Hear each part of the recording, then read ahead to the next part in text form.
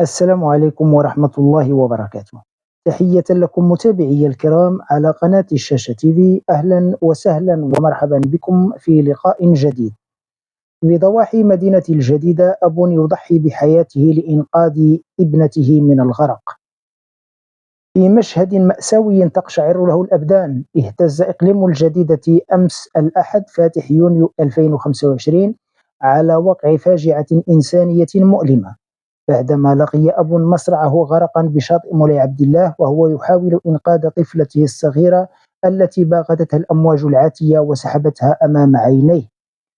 وحسب ما أورده شهود عيان، فإن الأب لم يتمالك نفسه وهو يرى فلذة كبده تصارع الموت وسط المياه، وظل يردد بكلمات تقطع نياط القلب: كي غادي ندير لك بنيتي، قبل أن يلقي بنفسه وسط الأمواج رغم أنه لا يجيد السباحة.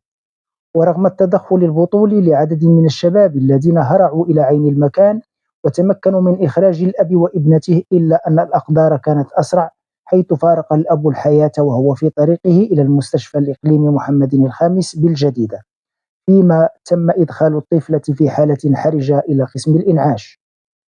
الفاجعة تركت صدمة قوية في صفوف المصطافين الذين عاينوا الحادث عن قرب، حيث لم يتمالك العديد منهم دموعه أمام هول المشهد.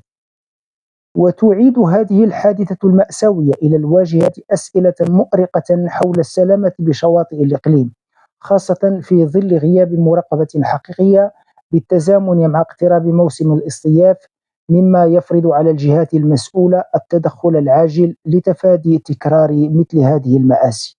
إنا لله وإنا إليه راجعون.